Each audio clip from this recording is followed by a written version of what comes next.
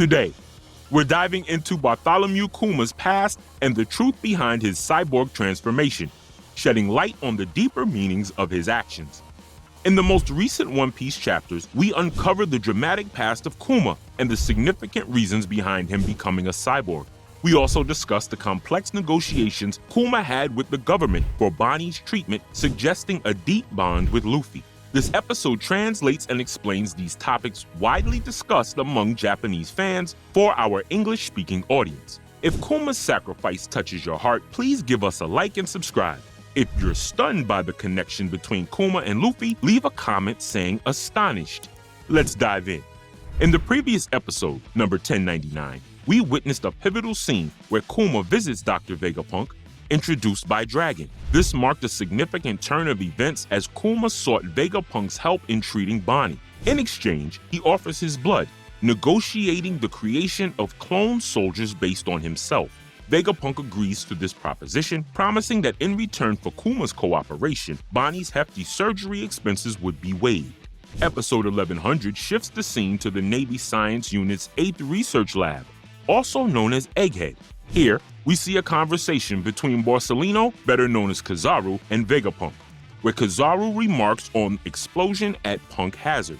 The catastrophic explosion at Punk Hazard, primarily caused by Caesar, is a topic of their conversation. This explosion resulted in the island being engulfed in toxic gas, rendering it uninhabitable. The timeline of this latest episode is set approximately 4 years after that explosion, revealing that by this time, Kizaru was already a significant figure in the Navy. In the initial conversation between Vegapunk and Kizaru, Kizaru points out to Vegapunk that secretly negotiating with a pirate is problematic. This hints at the delicate political implications of dealing with pirates. In episode 1099, we learned that the conversation was overheard by a wire-tapping transponder snail, revealing the agreement between Kuma and Vegapunk to the world government. Vegapunk is under constant surveillance, with the transponder snail closely monitoring his movements. In the following scene, Vegapunk and Saint Saturn are seen discussing over the transponder snail. They talk about Kuma's superior qualities as a clone soldier, but for the Navy, having a clone of a well-known pirate poses a matter of honor. Consequently, Saint Saturn demands that as a condition for treating Bonney, that Kuma joins the 7 warlords of the sea.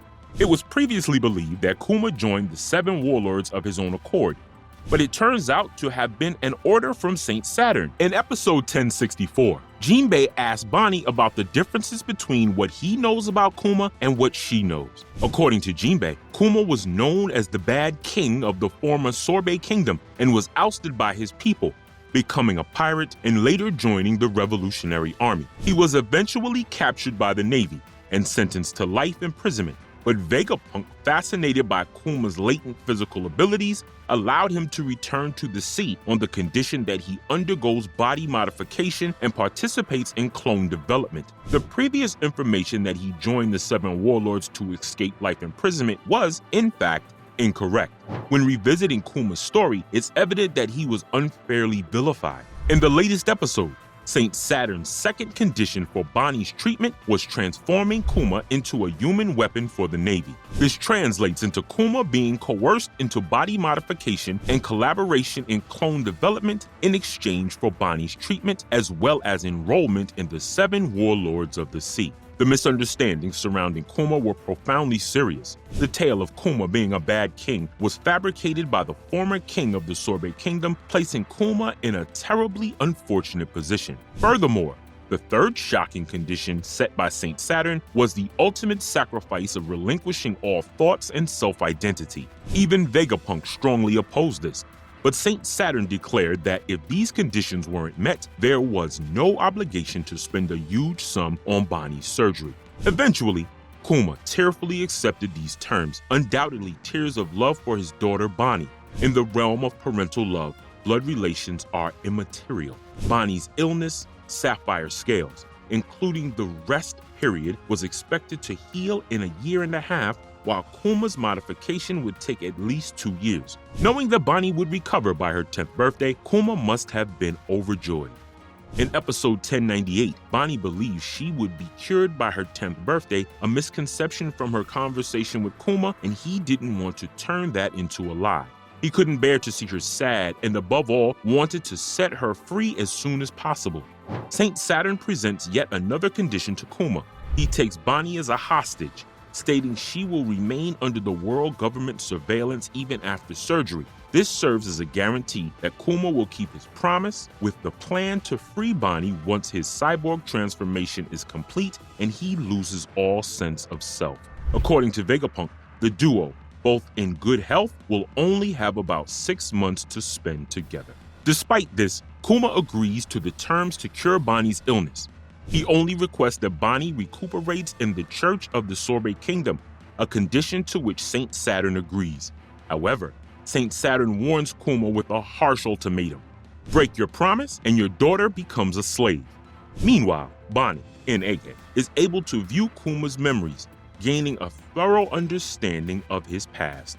Though it was a painful history for her to uncover, knowing the truth she sought must have been an immense value to her. Saint Saturn had planned to keep Bonney under government surveillance, but she managed to escape at some point.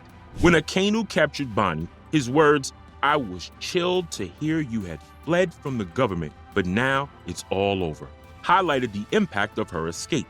It's possible that Bonney realized something just before Kuma's surgery was completed and decided to flee.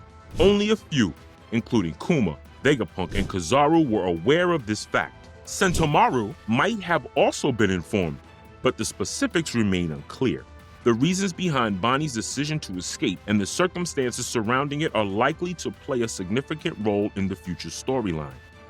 At the Navy Science Unit's 8th Research Lab, Bonney began her treatment surgery, while Kuma started his process of becoming a cyborg. Amidst these circumstances, there was a delightful scene where Kuma and Bonney, along with Kizaru, Sentomaru, and Vegapunk, enjoyed a meal together. The scene where everyone danced to the rhythm of Don ... was especially memorable. Bonney's enjoyment of pizza might be an unforgettable moment of happiness for her. This scene might also foreshadow the possibility of Kizaru becoming an ally in the future. Known for his principle of uncertain justice, there are speculations that Kizaru might leave the Navy. His future actions are definitely something to watch out for. Half a year after the treatment began, Bonney returned to the Sorbet Kingdom, but remained under government surveillance, preventing her reunion with Kuma.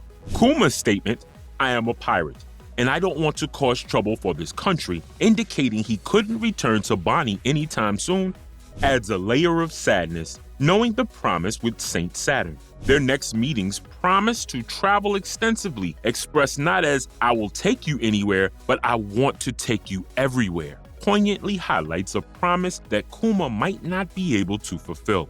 A pivotal moment in the story involves the introduction of Cypher Pole number 8, Agent Alpha, as a surveillance officer.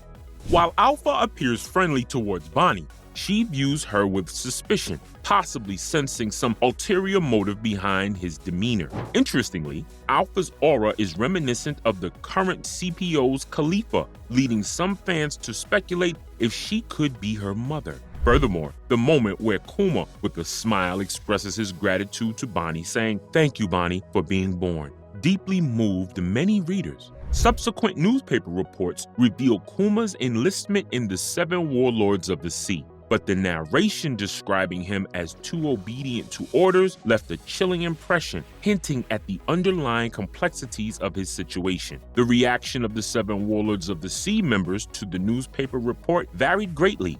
Doflamingo's comment, "Another bad guy has appeared," likely prompted many readers to think, "You're the worst one here." Robin's inquiry to Crocodile about his interest in Kuma, considering her future involvement with the Revolutionary Army, adds a layer of poignancy to the scene.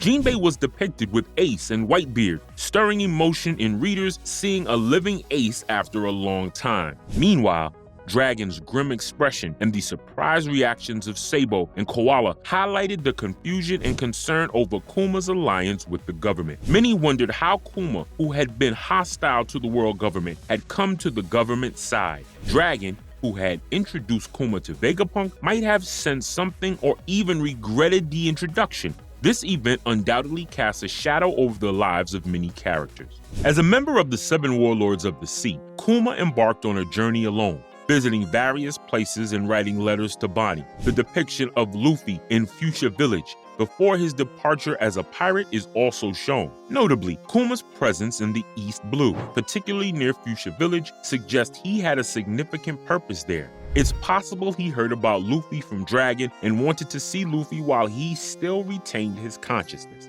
However, due to government orders, he might have had to leave without meeting Luffy. Given that Kuma knew about Luffy being Dragon's son during the Thriller Bark arc, it wouldn't be surprising if he had this knowledge at that time. Kuma's proximity to Fuchsia Village might have been a quest to explore his connection with Luffy.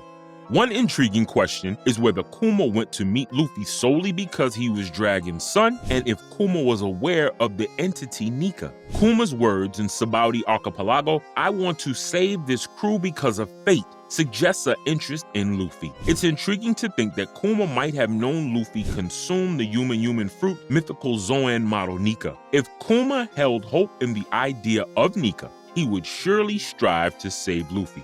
Reflecting on chapter 1100 and the series so far is potentially one of the most emotionally stirring episodes, with the future actions of Kizaru and the relationship between Kuma and Luffy being particularly captivating. That's all for today. This channel posts summaries, explanations, and ranking videos related to One Piece. If you like One Piece, we would be happy if you could support us by subscribing to our channel and commenting. Thank you for watching till the end. See you in the next video.